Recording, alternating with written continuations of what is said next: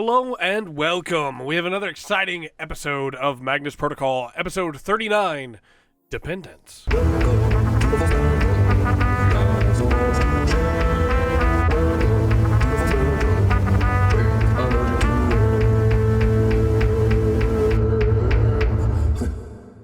Our categorization number is CATXXXXX-XXXXXXXXX.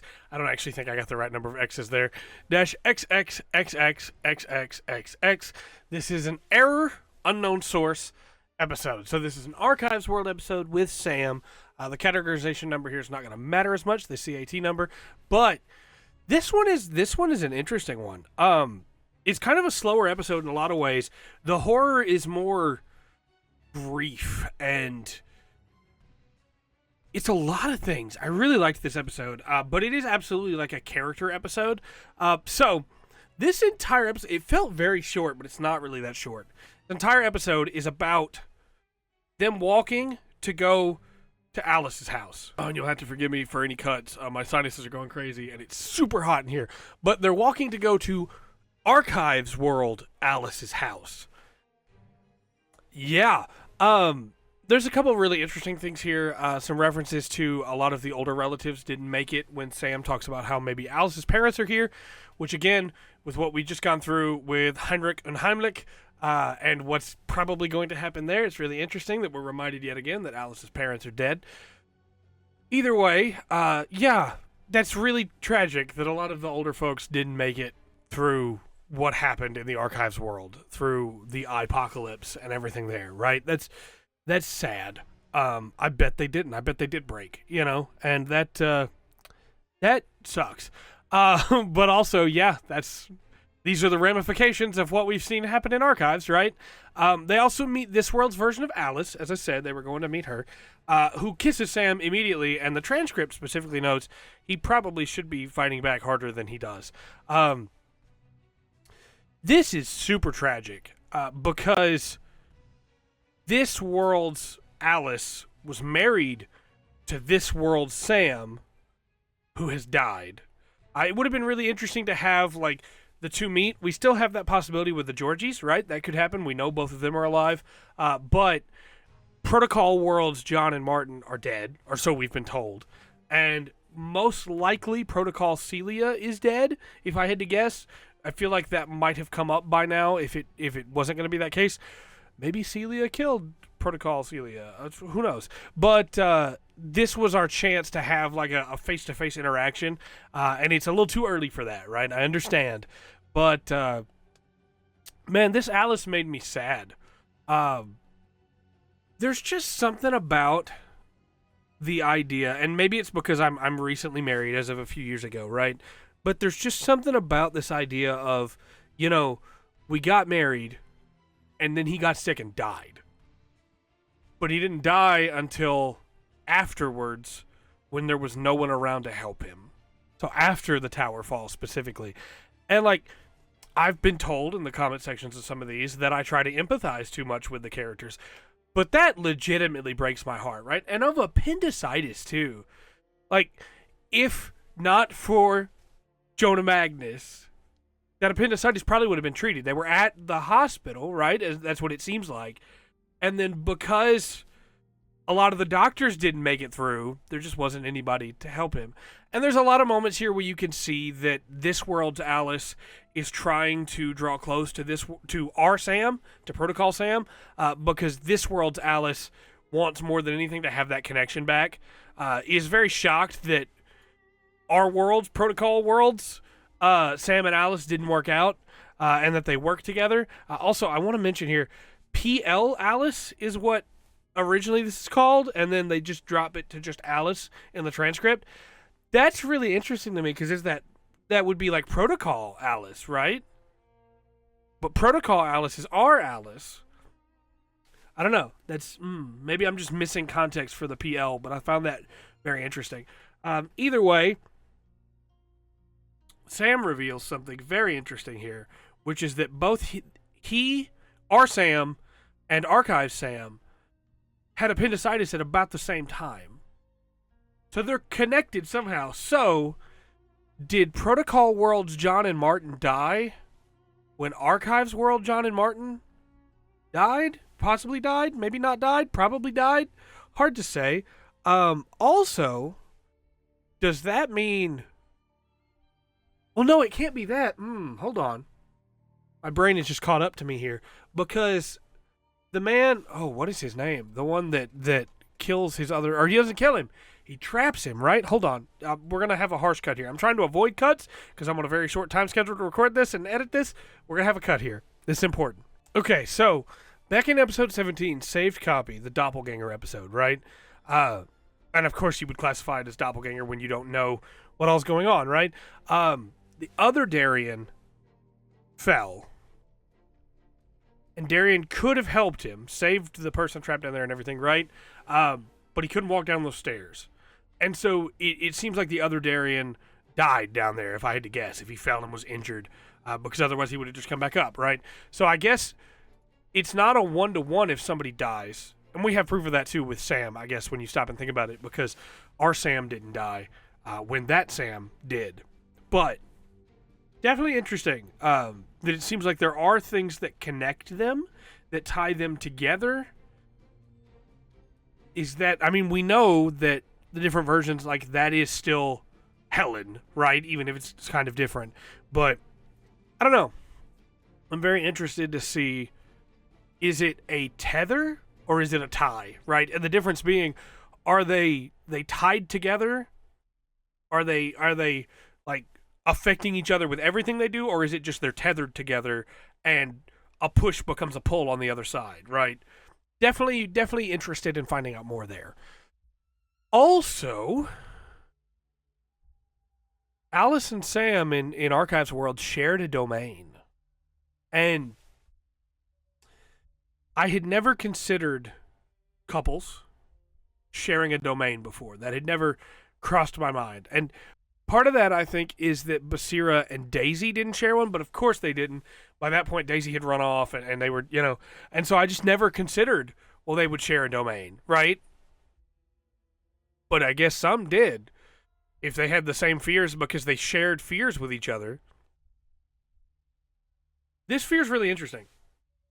So, this seems like it is a domain about not just the dreams. The dreams are what is continuing from the domain, right? As we find out from Georgie, some people recover from them and don't have the dreams anymore. Some people are haunted by them and plagued by them. And Georgie noticed that with the pills, right? But also, like, some people are pulled towards them. Like, they want to have those dreams. It's very interesting. But it seems like the fear is either of being separated or of drawing too close together, or of hurting each other, maybe even, right? Of becoming so close that they hurt each other. It's a really fascinating one. There's not a lot, I think, that I can say about the actual dreams themselves, the analogous to birth, but also analogous to the appendicitis. Was it fear that the appendicitis would take him from Alice? Or was it fear that the appendicitis would make him someone else from Sam? That the two merged together into a fear of getting too close, but also being too far away? It's really hard to say, but it definitely feels to me like there's something about the appendicitis in there, but there's also something about that heartbeat, that connection, that closeness, that being surrounded by the curtain, being completely hugged up in an almost comforting way, but at the same time it's not comforting because it's sodden and it's heavy and it's rotting and they're piercing each other and they're coalescing into each other and they are dying, it seems like, together. It's very, I don't want to say sweet, right? Because it's horrible what's happening to them in this dream, but also they're together for it, right? And Alice is definitely messed up by it. Wanting Sam is waiting, she says. I almost said wanting Sam to be back there to suffer, but I guess that's also a part of it, right? That Sam is waiting for Alice to come back and suffer with Sam again, but also Alice is wanting Sam to come and suffer with her, and it's very interesting. And There's a couple things here that make it seem like Alice has completely gone off her rocker, not just a deep desire to be back within the domain, which we've seen before by people in this world, which is a super fascinating concept, as we talked about before, but also she tells this Sam, even though she knows it's not her Sam, that it's their dream, their domain. She calls it our domain. And Georgie has to drag him away. And I got to give Sam props here. He can see that this Alice is hurting, and he can't just abandon her, even though, as we saw, he was pretty harsh with our Alice from the OIAR, from the protocol world. But it seems like maybe he's regretting some of that, or maybe just seeing her like this, he can't just abandon her. Georgie pulls him away. Georgie just tells him that dreamers at this point are broken, that she should have realized it when she saw the pills, right? They're trying to go back to a time that doesn't exist anymore. And up until this point, I thought maybe Sam had also been touched by the eye because he's able to draw this statement out of her. Until Sam asks, hey, you think she was a little bit more articulate than she should have been? And they find the tape recorder in Georgie's bag. Georgie reveals that she checked the whole house, but she didn't think to check her bag. And they go running back to the house as the archivist forms. It felt like such a short episode, but there's so much in there. So much pain. So much hurt. And it's not something anybody should want, right? I'm not going to try and get too philosophical here, but for their loved one to suffer with them. But also, he's gone, right? Like, no matter how you feel about death and whether or not there's an afterlife, right? I have my beliefs. I'm not here to push them down your throat. But no matter how you feel about it, when the person leaves here, however or whatever happens, there's loss, right? There's pain. There's grief. And when you mix that in with a domain that made Alice feel safe, even if she wasn't safe, and that in that domain she was with Sam, I can understand why she'd want to go back. It's terrible. It's horrifying. But it's human. And it just makes me hurt for this Alice, right?